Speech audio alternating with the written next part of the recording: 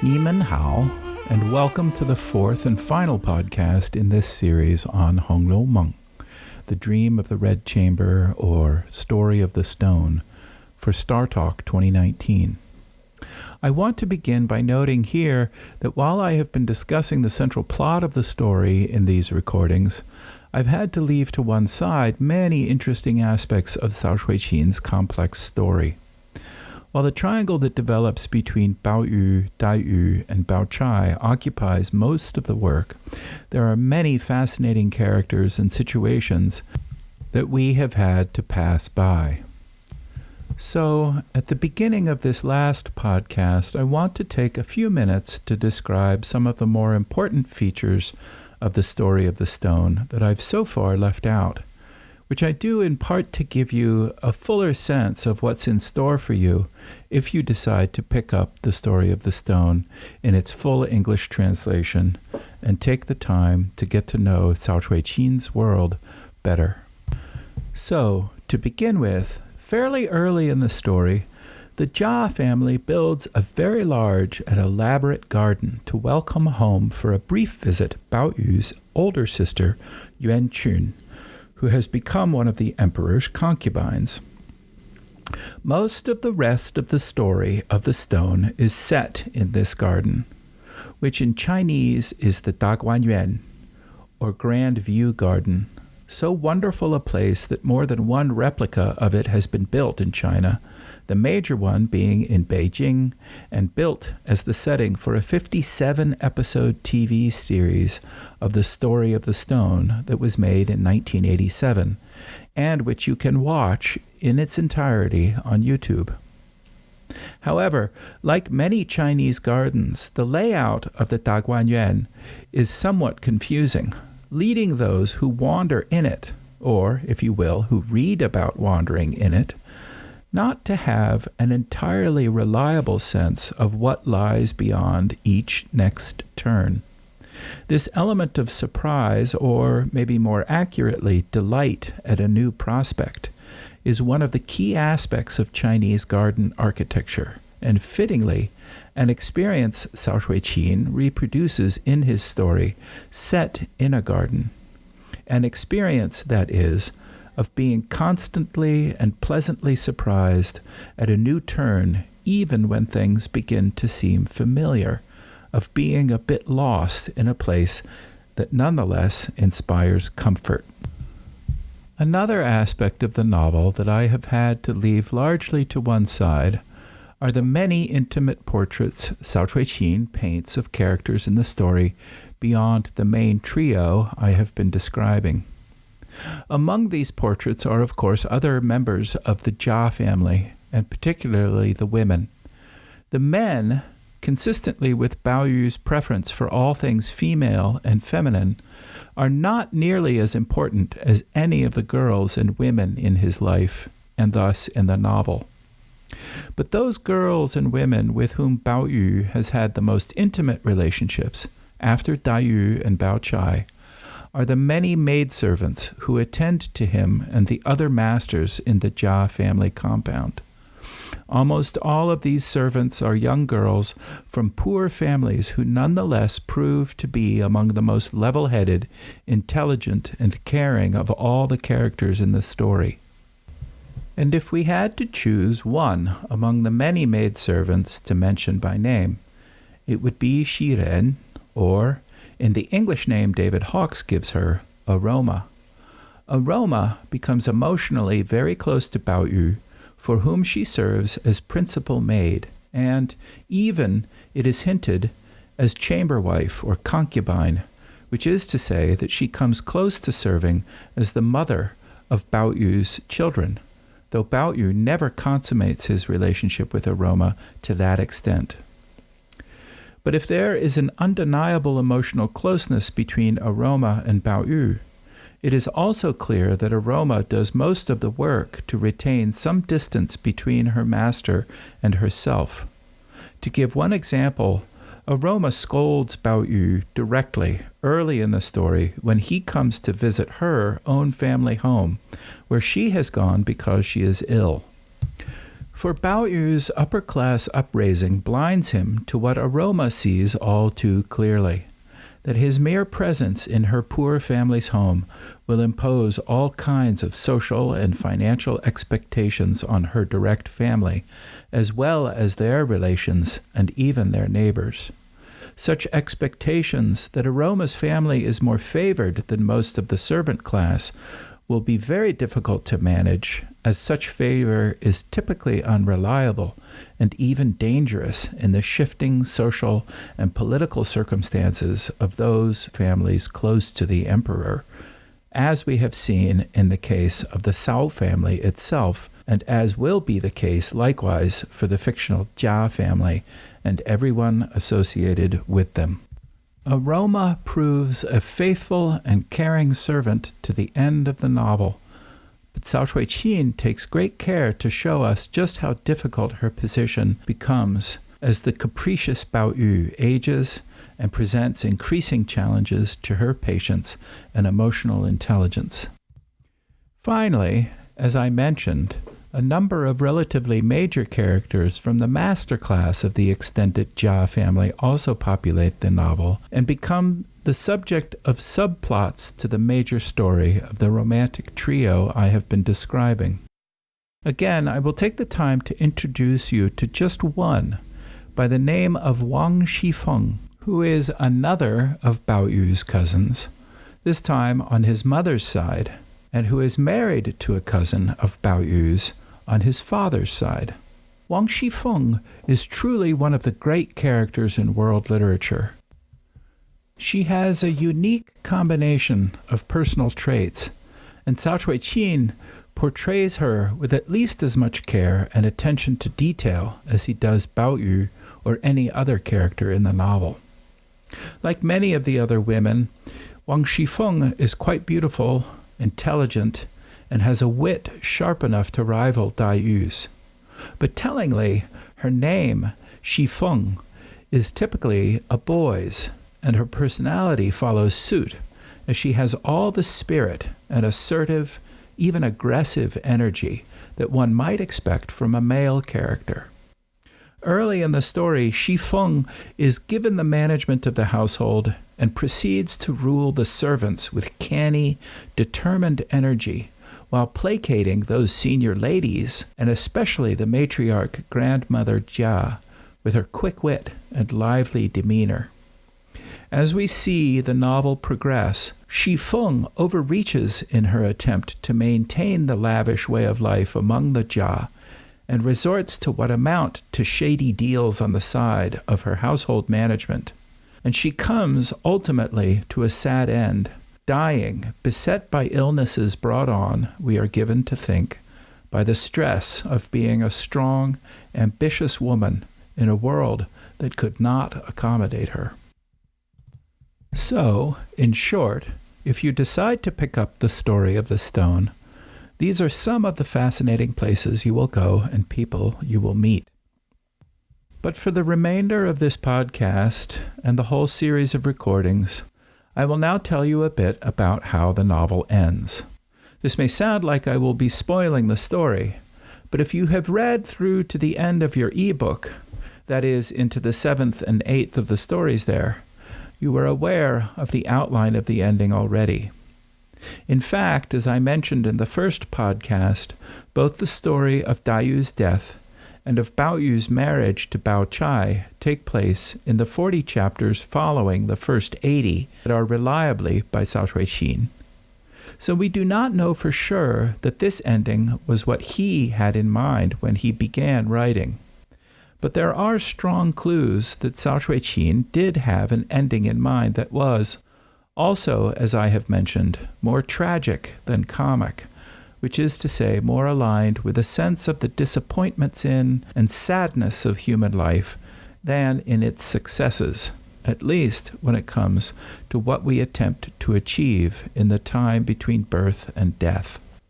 I can explain a bit more about the distinction between a tragic and a comic ending by briefly describing a book that itself features largely in the story of the stone.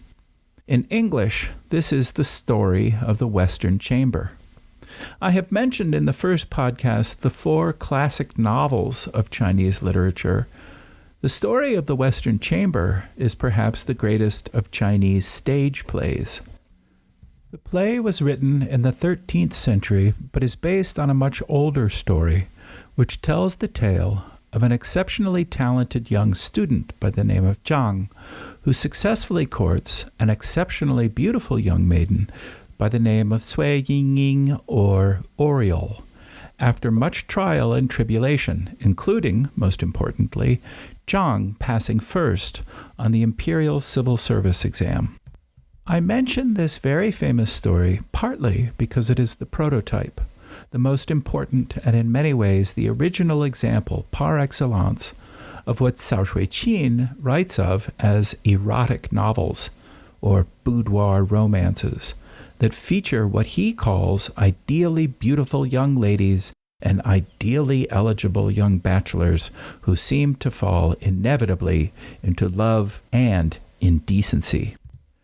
But if it sounds like Cao Shuiqin disapproves of such tales, we have to think twice, for his own story, which, I admit, as I have been describing it, sounds suspiciously like such a romance, except for one thing. Such romances almost always end happily for the young ladies and bachelors. Cao Shuiqin's does not, though it otherwise seems to fit very closely to the pattern. In fact, Bao Yu and Dai Yu themselves are avid readers of this very play, The Story of the Western Chamber, even to the point that they model the things that they say to each other and their very actions on what they have read about student Zhang and Oriole. As it happens, because it was at the time considered by many a scandalously erotic novel, Bao Yu and Dai Yu both have to read it somewhat guiltily in secret. And both get chastised by Bao Chai when she discovers that they have been reading in it. She admits that she has also read it, but considers, at last, that it has a corrupting influence on impressionable young minds, and she urges both of her slightly younger cousins not to let it color their ideas about love. And here is where I will make a comment that Cao Shuiqin's story is thus an extended commentary on the power of stories in general. Despite his seemingly harsh words for what he calls boudoir romances, it is not too far from the truth to say that he too has written one that is itself filled with scenes of questionable propriety, of the kind that someone like Bao Chai herself might disapprove, which she does, in fact, disapprove at times of the goings-on between her younger cousins within the pages of the novel. Perhaps the single most important difference between The Story of the Stone and The Story of the Western Chamber, as I've mentioned, however, is that the main romantic plot in The Story of the Stone does not end happily for anyone involved. As you have read, Dai Yu dies, and not just of her long-consuming illness, but of a broken heart, and on the very day that Bao Yu marries Bao Chai. In these passages, the author, whom we can no longer identify simply as Cao Shuiqin, as explained in the first podcast, contrasts two of the most important rituals in any society, a death, and by extension a funeral, on the one hand, and a marriage on the other. The colors white and red figure prominently in these passages. White symbolizing death in Chinese culture, while red signifies good luck and prosperity, and is thus a prominent feature of the wedding ritual. What's more, in many cultures, including the Chinese, the bride being married is often depicted as dying a kind of death to her original birth family and coming to a new life with her new husband's people. While this aspect of marriage is not made overt in The Story of the Stone, Dai Yu dies at the same moment that Bao Yu marries Bao Chai is both highly melodramatic, it is true, but also symbolically appropriate if we contrast the kind of romantic love shared by Bao Yu and Dai Yu with the social convention of marriage, which unites Bao Yu with Bao Chai. That is, as Cao Shui-Qin seems to suggest, if we think of romantic love as a natural or perhaps fated connection between two individuals without regard for their place in society, but we think of marriage as an institution that is guided above all by forces outside the marrying individual, like families, social standards of propriety, economic class, and status, we can see how difficult it becomes to accommodate romantic love, which is to say individual feelings, within a social convention like marriage. One framework that, in Chinese society, gives us a way of thinking about this distinction between individual experience and desire, and how it contrasts and even competes with social convention, is the comparison of Buddhist, Taoist, and Confucian philosophical and religious ideas. In the story of the stone, the Buddhist and Taoist lines of thought are apparent from early on, beginning with the pairing of a Buddhist monk and Taoist priest in the beginning of the story, as I have related, and indicating that these two streams of Chinese thought, though separate, are highly amenable, both the Buddhists and Taoists being concerned in their way with the fate of the individual consciousness in light of how little, if any, solace or comfort can be found in a world in which we find suffering and death. In light of our inevitable interest in understanding but somehow conquering our own suffering, Taoism in particular stresses an attitude of equanimity toward our own lives and selves by cultivating a sense of the meaningless vanity of human existence, and in favor of finding ways of melding one's sense of oneself with the world as it is, however it is. In line with this sense of the vanity of human existence, Buddhism supplies ideas for thinking about and acting on our interest in transcending suffering and its twin, which, as I pointed out in the first podcast, is the desire that one finds for the Buddhist at the heart of suffering. Simply put, without desires, we would not suffer. The cycle of karma and rebirth working toward individual enlightenment through detached equanimity, as depicted, though in a highly unorthodox way, in the story of the stone, forms the main outline of the story as a Taoist and or Buddhist parable. Cao Shui-Qin's novel is often read in this way. On the other hand, as we have seen, Cao Shui-Qin also pays his respects to China's Confucian heritage in his story of the stone's progress through human life. As noted early on, Bao Yu's father, Jia Zheng, is committed to realizing the ideal of the Confucian gentleman, both in his own life and in his son's, largely through the study and application of the Confucian classic and the guidance that they offer toward proper ways of thought and action that put the needs of the family and society above those of the individual. While not necessarily directly at odds, these two streams of Chinese thought and practice, Buddhist and Taoist on one hand and Confucian on the other, often pose quite distinct alternatives for conduct and understanding. I raise these overarching themes in Chinese culture at this stage because they help us begin to grasp what is at stake in the simultaneous death of Dai Yu and the marriage of Bao Yu to Bao Chai. But the contrast between Buddhist, Taoist, and Confucian ideas also helps us grasp what follows both of these episodes in the closing chapters of the novel, in which Bao Yu seems to depart from its pages altogether, having achieved what we might call enlightenment. If I am right in interpreting Dai Yu's death as the end of romantic tie between her and Bao Yu, this event could be seen to correspond to the failure of a Taoist and even Buddhist attitude toward life. Note that Dai Yu burns her love poems to Bao Yu when she realizes that he will marry Bao Chai. In one way of seeing this, we might say that love does not conquer all, and the individual hearts and minds involved in romantic love will be defeated by the more powerful social, which is to say essentially Confucian conventions of marriage. As I've been saying, Bao Chai is and has always been a good Confucian, always more concerned with others' well-being and sensitive to the social demands of propriety and right action.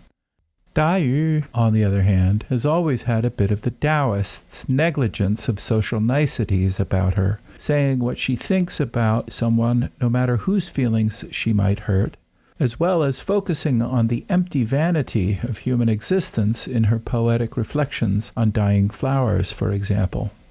Certainly, Bao Chai does not vaunt and triumph in her marriage to Bao Yu, and she seems as unhappy as her new husband is at the circumstances of their marriage. In fact, they are married by a kind of trick, for Bao Yu has been told that he is marrying Dai Yu and thinks this is the case right up to the moment that the marriage takes place. This is possible because, like in many cultures, in China the bride's face is hidden from the groom by a screen hanging from an elaborate headdress. But when Bao Yu lifts his bride's veil, she is revealed to be Bao Chai, whom his mother and grandmother have chosen for him. Bao Chai, as dutiful as ever, goes along with the trick, but is clearly saddened when Bao Yu cries out that he has been deceived. Bao Chai's impulse to put social customs and other interests over her own has prevailed, but now we may not be so sure that she and the respectable way of life are as admirable as they may have seemed in the preceding story.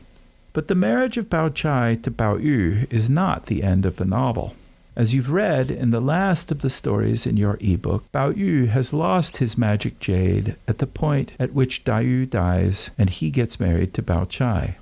Where it has gone, we never find out. But the loss leaves Bao Yu in a kind of half-witted stupor, in which he is never quite himself, or perfectly in control or aware of what he is doing or experiencing. However, after some time, the magic jade reappears, and with it, the wandering Taoist priest and Buddhist monk we met in the first chapter, and who first brought the stone into the human world to become Bao Yu. As it happens, we see Bao Yu for the last time through his father's eyes when, after the confiscation of the Jia household and their social ruin has become complete, Jia Zheng is offered an opportunity to reclaim some of the family's honor. He is sent on a trip on which he has news of his son, who has disappeared after taking a civil service exam and finishing among the top 10 of the examinees. When he goes to investigate, Jia Zheng sees his son from afar, walking barefoot into a snowy distance in the company of the monk and the priest, dressed himself in the manner of a holy man. So ends the story of the stone, with the stone's enlightenment, in its human guise as Bao Yu, when it finally gives up its initial desire to be human, and thereby assuage its grief from having been cast off by the goddess in her project to repair the heavens. But here, at the end of my own all too brief rendition of the stone's remarkable story, I must reveal one aspect of the story that I have until now not mentioned. In fact, the story we are told in Cao Shuiqin's novel is told by the stone itself. That is, the words that make up the story are themselves carved onto the stone following its return to the realm of disenchantment, whence it originally came. In other words, when we first meet the stone in the first chapter, we see that it already bears its own story in writing on itself, which writing is the novel that we are about to read. In that sense, the English title chosen by David Hawkes and John Minford is itself a pun. The story of the stone is not only a story about the stone, but it is also told by the stone. And the significance of the stone's telling its own life story I will leave for you to ponder, with, I hope, the desire to explore its story in all the fascinating, rich, enjoyable detail I have had to leave out by picking up the novel itself and reading it for yourself. Thanks for listening.